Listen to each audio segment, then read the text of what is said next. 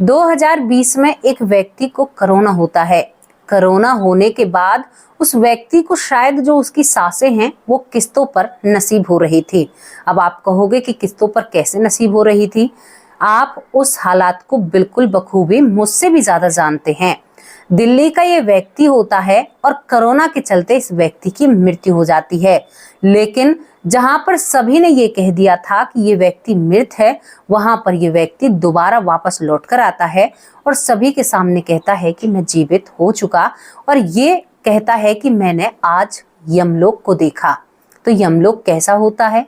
कई सवाल जन्म लेते हैं, क्योंकि हमें भी कभी कभी सोच बनती है कि मरने के बाद क्या होगा, उसके बाद क्या होगा, मरने के बाद हम कहाँ आएंगे, ये लोग कहाँ से आ रहे हैं, आत्माएं कहाँ से आ रही हैं, साइंस बताए कहाँ से आ रही हैं। भाई कौन सी ऐसी खेती है जहां से इतने लोग जमीन पर आ रहे हैं? जनसंख्या दिन पर दिन बढ़ती जा रही है। ये सारी चीजें जन्म लेती हैं और दिमाग में जहां से सोचना शुरू करते हैं ना, वहीं पर आकर हमारी सोच बंद हो जाती है। अगर आप लोगों के पास जवाब हो तो कमेंट बॉक्स में अपनी राय जरूर रखना, क्योंकि जब भी हम कोई ऐसी वीडियो लेकर आते हैं जहां पर शायद हमें इस दुनिया से दूसरी दुनिया से जोड़ने की हम बातें करते हैं, तो लोग अपनी नई नई तर्कें रखते हैं। हमें कोई फर्क नहीं पड़ता, जो सच है वो आप लोगों के सामने रखेंगे। आज की कहानी आप लोगों के सामने ऐसी लेकर आए हैं जहां पर एक मरे हुए पति ने अपनी पत्नी को इतनी जोर से लात मारी कि वो पत्नी बैठी हो जाती है और उसको घबराहट होने लगती है कि तुम्हारे हाथ पैरों में तो जान नहीं थी, तो तुमने मेरे ऊपर इतनी जोर से वार कैसे कर दिया। दोस्तों ये सब कुछ क्या होता है? एक मरने के बाद व्यक्ति पूरी सच्चाई बताता है और बताता है यमलोक के कई राज जो हम और आपके सामने खोलता है।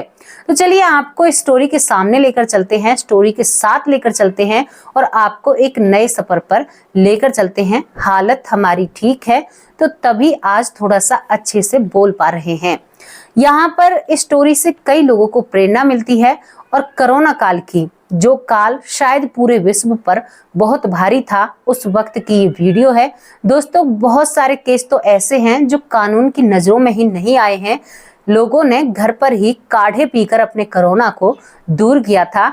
कई बार बहुत दिन पीछे पता चलता है कि इस व्यक्ति को कोरोना हुआ था, जब वो व्यक्ति ठीक हो जाता है, क्योंकि लोगों ने सरकार से इस बीमारी को छुपा कर रखा, क्योंकि हालात ही कुछ ऐसे बन जाते हैं।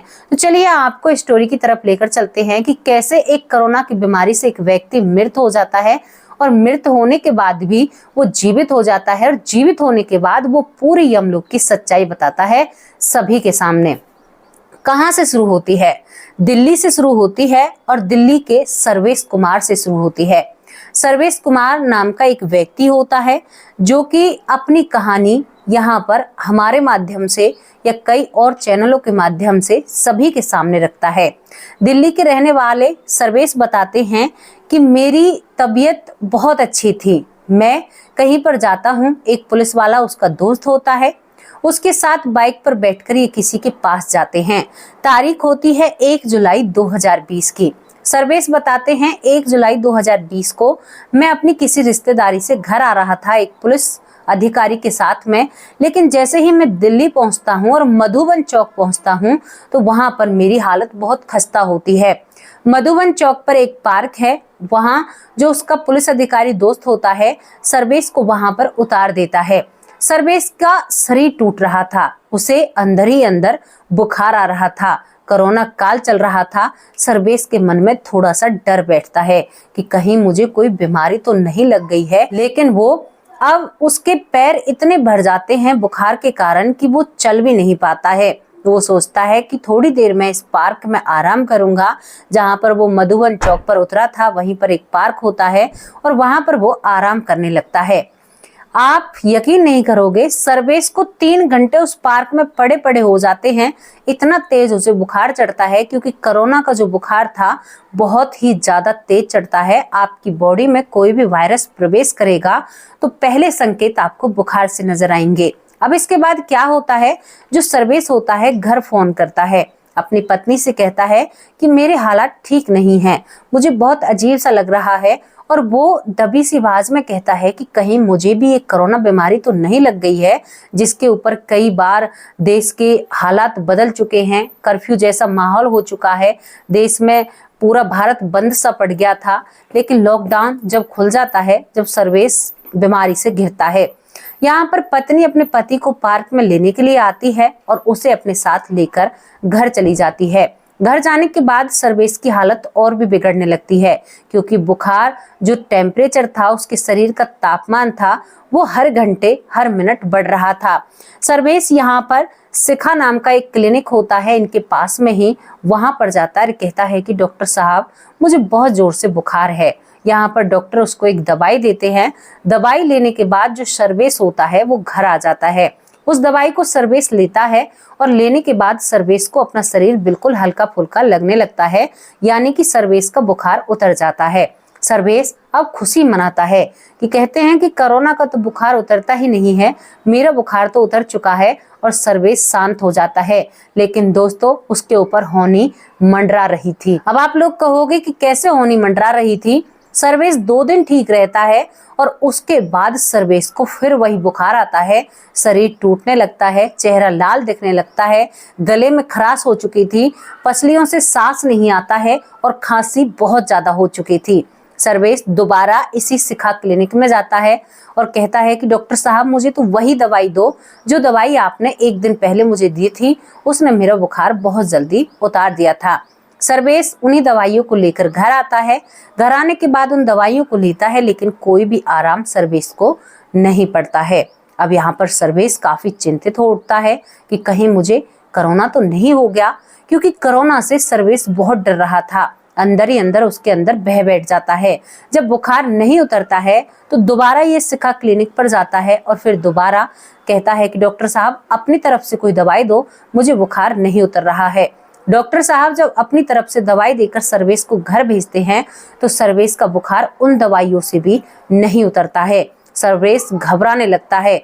पत्नी को चिंता घेर लेती है कि कहीं हमारे पति को ये बीमारी तो नहीं लग चुकी है। अब यहाँ पर सर्वेश जब तीसरी बार हॉस्पिटल जाता है तो जो शिखा क्लिनिक है वहाँ के डॉक्टर कहते हैं कि आपको एक चेकअप तो कराना होगा, कहीं आपको कोरोना तो नहीं हो गया है। इसके बाद हर जगह कैंप लग रहे थे, हर जगह सब चीजें थी, सुविधाएं थी। सर्वेश अपना चेकअप कराता है तो जिस बात का डर था वही बात निकलती है। सर्वेश को कोरोना, भरपूर कोरोना हो चुका था और वो बहुत ही ज्यादा कोरोना से पीड़ित था। इसके बाद सर्वेश इसी क्लिनिक में आता है। यहाँ पर सर्वेश बात करता है, उसकी पत्नी उसके साथ रहती है। वो भी डॉक्टरों से कहती है कि डॉक्टर साहब कोई ऐसी सुविधा बताइए कि जिसके कारण हमारे पति ठीक हो जाएं। अब यहाँ पर डॉक्टर साहब उनके सामने हाथ खड़े कर देते हैं। अब सर्वेश अपने घर जाकर उनकी पत्नी एक दिमाग से आइडिया सोचती है। किसी को भी ये जानकारी नहीं दी जाती है कि सर्वेश को कोरोना हुआ है और सर्वेश को एक कमरे में रखने की प्लानिंग की जाती है। सर्वेश रोने लगता है, अपनी पत्नी के सामने कहता है कि अब मुझे कोरोना हो गया है, अब तुम सब लोग मुझसे दूर रहोगे। अब इसी चीज को देखकर जो पत्नी होती है वो भावुक हो जाती है और कहती है कि मैं मरूंगी या जीऊंगी तुम्हारे साथ ही रहूंगी, चलो मैं भी तुम्हारे साथ कमरे में रहती हूँ और मैं देखती हूँ क्या होगा। दोस्तों, वो पत्नी अपने पति का पूरा साथ देती है और एक कमरे में दोनों पति पत्नी बंद हो जाते हैं। इसके बाद क्या होता है, सर्वेश कोरोना की हालत में ही बाजार जाता है, वहां से कुछ काढ़े खरीदता है, क्योंकि भाई इलाज तो घर पर करना था, और सर्वेश उन काढ़ों को बनाकर घर पर पी लेता है। जब वो काढ़े पीता है तो आध घंटे बाद ही उसे लगता है कि मेरे शरीर में कोई भी बीमारी नहीं है। पत्नी खुश हो जाती है कि ये काढ़े तो बहुत रामबान इलाज कर गए। अब इसके बाद सर्वेश को बहुत भूख लगती है, क्योंकि 3-4 दिन सर्वेश को हो चुके थे बुखार में तपते हुए। अब सर्वेश खाना खाता है। जब सर्वेश खाना खाता है तो उसे लग रहा था, सर्वेश बताते हैं कि मैं जाने कितना खाना खाऊंगा।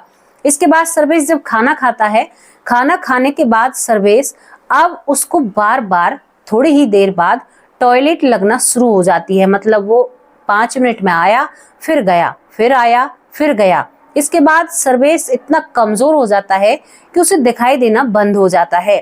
उसे लोग दिखाई नहीं देते हैं। पत्नी देखकर घबरा जाती है और घबराने के बाद उसे हॉस्पिटल दोबारा ले जाया जाता है।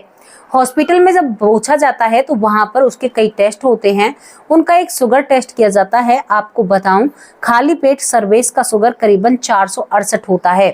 468 शुगर पर सर्वेश अपने घर में था, कोरोना उसे हुआ था, कोई भी उसे अपने हॉस्पिटल में लेने को तैयार नहीं होता है। यहाँ पर पति पत्नी मायूस खड़े रह जाते हैं। 5 लाख की राशि डॉक्टरों ने मांगी थी सर्वेश को अपने हॉस्पिटल में रखने की, और ऊपर से ये कह दिया था कि हमारी कोई जिम्मेदारी नहीं है, अगर आपके पति को कुछ हो जाता है तो आपके पति की जो डेड बॉडी है वो भी आपको नहीं मिलेगी।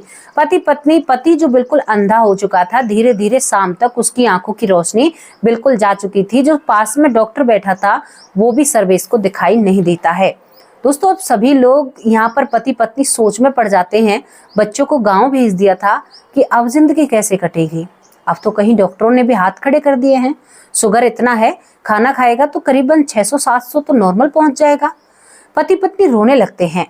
उस पत्नी को कोरोना नहीं हुआ था, वो 24 घंटे अपने पति के साथ रहती है। पति अब ऐसा हो चुका था कि जिसका हाथ पकड़कर रास्ता दिखाना जरूरी था। यहीं पर तो कहते हैं कि अर्धांगिनी किस लिए जरूरी होती है, पत्नी किस लिए जरूरी होती है। जब उसे दिखना बंद हो जाता है, डॉक्टर हाथ खड़े कर देते हैं, तो कुछ दवाइयां लेकर पत्नी दोबारा से अपने घर पहुंच जाती है। राम नाम पर गाड़ी चल रही थी। पत्नी ने कहा कि जो भी दवाई है मुझे दीजिए, अभी मरेंगे तो मेरे हैं और जिएंगे तो मेरे हैं, कम से कम मरने के बाद मेरे पास तो रहेंगे। आप लोग तो मेरे पति की डेड बॉडी को भी देने से मना कर रहे हो। दोस्तों, एक पत्नी की हिम्मत को वाकई में ही सल्यूट बनता है। वो अपने पति को लाकर उस कमरे में बंद हो जाती है। जो पति बार बार टॉयलेट जा रहा था, करीबन 24 घंटे उसे इसी तरह से हो गए थे। 7 किलो वजन सर्वेश का कम हो जाता है। आंखों से दिखना बंद, और ऊपर वाले के हाथ में इनकी डोर होती है। अब आप आगे सुनोगे ना तो आपकी धड़कनें बंद हो जाएंगी।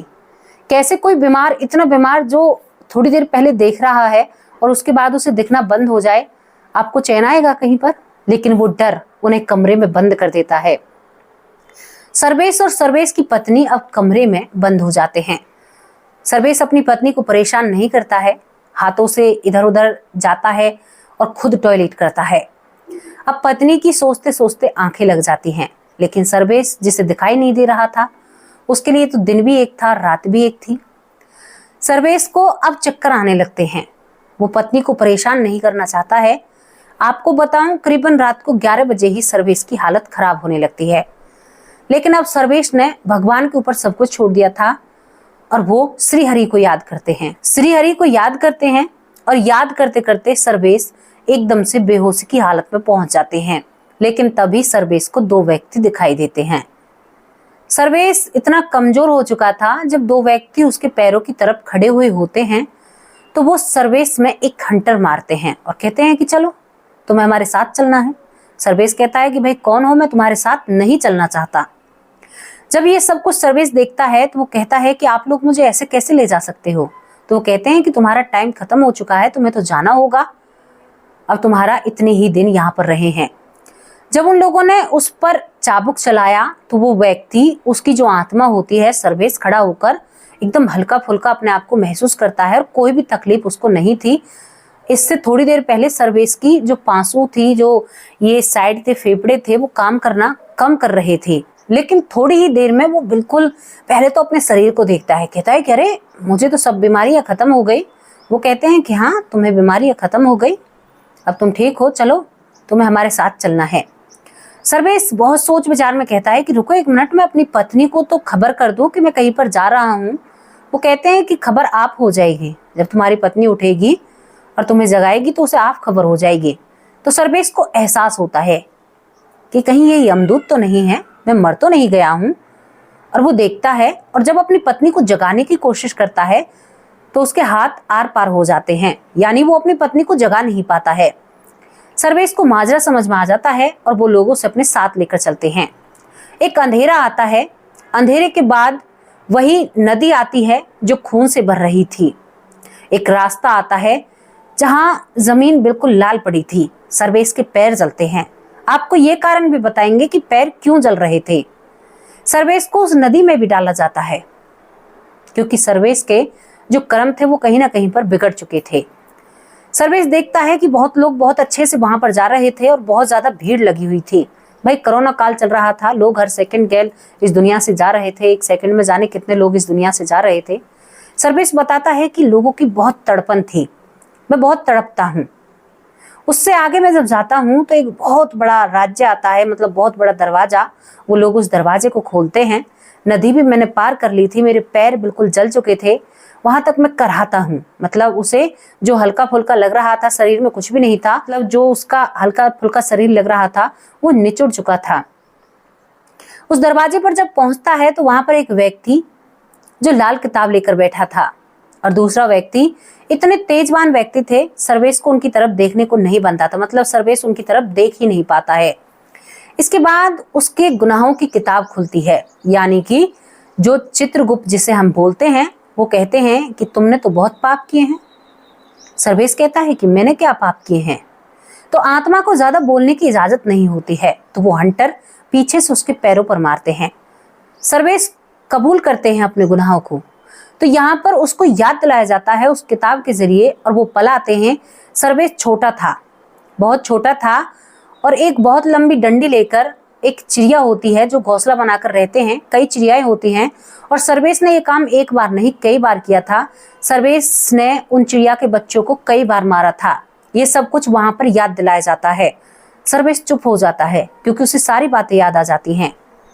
इसके बाद वो कहते हैं कि तुमने एक दिन गुलेल से एक चिड़िया के सर को उड़ा दिया था और तुम्हारे सामने वो चिड़िया तड़प तड़प कर मरी थी। सर्वेश को ये बात भी याद आ जाती है कि हाँ, मैंने ये सब कुछ किया था। तो यहाँ पर वो कहते हैं, जो उस किताब को खोल रहे थे और बता रहे थे, जिनकी तरफ देखना भी नहीं बनता है, जिनकी तरफ देख ही नहीं सकते, वो कहते हैं कि अब तो तुम्हें आगे दंड मिलेंगे, ये तो कुछ भी नहीं है। तुम ये रास्ता जो पार कर आए हो, ये तो बहुत छोटी सी सजा है, तो कुछ भी नहीं है। यहाँ पर वो और भी चीजें याद दिलाते हैं। कहते हैं कि तुमने एक खरगोश को पाला जिसके कई बच्चे होते हैं, और तुमने रात के अंधेरे में तराजू वहां पर रख दिया, और उस तराजू को जब तुम सरकाते हो, बहुत भारी तराजू थी, करीबन उसमें 5 किलो या 10 किलो का बट रखा हुआ था, तो वो जो खरगोश के बच्चे हैं उस तराजू के नीचे मर जाते हैं। ये बात भी जो सर्वेश होता है उसे एकदम से याद आ जाती है, और सर्वेश की जो आत्मा होती है वो कांपने लगती है। आत्मा जब कांपने लगती है तो यहाँ पर जो सामने व्यक्ति बैठा था, जो सबसे ज्यादा तेजवान था, उस व्यक्ति को सर्वेश पर रहम आ गया। अब रहम आ गया या क्या हुआ, यहाँ पर वो व्यक्ति कहता है जो सामने बैठा था कि अभी और कुछ बाकी है, इसको वापस जाना होगा, ये यहाँ पर नहीं रहेगा। बस ये 2 आवाजें आती हैं और यहाँ पर तुरंत उस आवाज पर कार्रवाई की जाती है। सर्वेश को इतना कुछ याद दिलाया जाता है, सर्वेश को सब कुछ याद हो जाता है, और सर्वेश को ऊपर से ही नीचे फेंक दिया जाता है।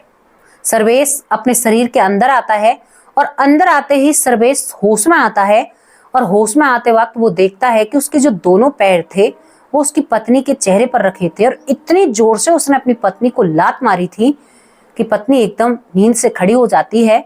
और करीबन 4 से 5 घंटे का बीच का वक्त होता है, सर्वेश जी बताते हैं।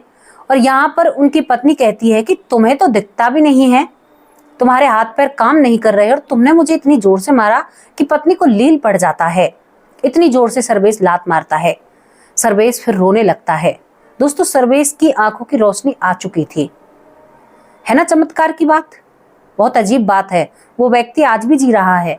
वो कहता है कि मुझे हल्का हल्का दिखाई देने लगता है, और आगे और भी चमत्कार आपको बताऊंगी। वो रोने लगता है, कहता है कि मेरे साथ तो ये सब कुछ घटा है। मैंने एक नदी को देखा, मैंने जलते हुई जमीन को देखा, लोग बिना कपड़ों के रेंग रहे थे, नदी में बहुत खून भरा पानी भरा हुआ था, नदी उबल रही थी, मैंने ये सब कुछ देखा है।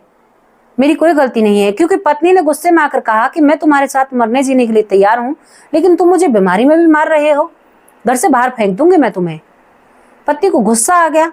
सुबह से शाम तक उसकी सेवा करती है, और वो पति रात को लात मारे तो भाई सभी को गुस्सा आना एक छोटी सी बात है। इसके बाद वो सारी बातें बताता है तो पत्नी को विश्वास नहीं होता। पत्नी कहती है कि तुम बहक गए हो, तुम ज्यादा बीमार हो, शांति से आराम करो। वो कहता है कि तुम मेरी बातों पर विश्वास करो या ना करो, लेकिन मेरे साथ तो ये घटित हुआ है।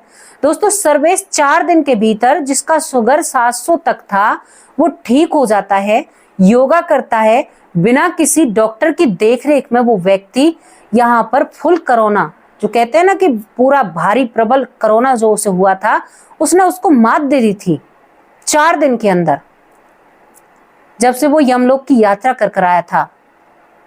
सर्वेश बिल्कुल ठीक हो जाता है, सबरे गुनाहों को याद करता है। सर्वेश जी आज कहते हैं कि मुझे अब हर चीज पर ध्यान रहता है, मैं रास्ते में भी देखकर चलता हूँ कि किसी की मृत्यु मेरे हाथों से नहीं हो जाए, जो जीव जंतु जमीन पर रेंग रहे हैं। सर्वेश अब भगवान को मानने लगे हैं, जो बिल्कुल भी नहीं मानते थे। बचपन में वो बहुत उद्यम किया करते। वो चिड़िया वाली कहानी आपको बताऊं, उन्होंने ग्लो से उसके सर पर ऐसा वार किया कि चिड़िया कई बहुत देर तक तड़पती है और उसके बाद वो प्राण पखेरु उड़ जाते हैं। हालांकि सर्वेश उस समय बचपन में था, लेकिन गलती तो गलती ही होती है। हर चीज का आपको दंड मिलेगा, आप निश्चिंत है ना। आप बिना सोचे समझे सब कुछ कर देते हैं। बहुत आराम से बैठे होंगे अपने घर में, सोचिए हमने क्या किया है। कर्मों को सुधारिए, उस ईश्वर पर आस्था रखिए, उसकी भक्ति में अपने आप को लाइए। भक्ति क्यों की जाती है? आपको अच्छा बनाने के लिए, आपको ऐसा इंसान बनाने के लिए भक्ति की जाती है कि ताकि आप किसी का बुरा ना कर सके। जो चीज हमें अच्छा बना रही है और अच्छे के लिए प्रेरित कर रही है, उस चीज को करने में क्या बुराई है? इसमें कोई अंधविश्वास नहीं है। आपको सोचना होगा, समझना होगा कि हम कैसे कर्म कर रहे हैं। जो चीज हमें अच्छाई की तरफ ले जा रही है वो हमारे लिए बहुत जरूरी है और बहुत अच्छी है। क्यों नहीं है भाई अच्छी? क्यों? पूजा पाठ को ढोंग कैसे कह सकते हो आप लोग? तुम्हें अच्छा बना रही है, तुम्हें रहने सहने का तरीका सिखा रही है, उसे तुम कैसे ढोंग कह सकते हो? जो किताब तुमसे कह रही है कि किसी का बुरा मत करना, जो किताब तुमसे कह रही है कि तुम्हें कर्मों का दंड जरूर मिलेगा, उसे तुम ढोंग कैसे कह सकते हो? कह ही नहीं सकते।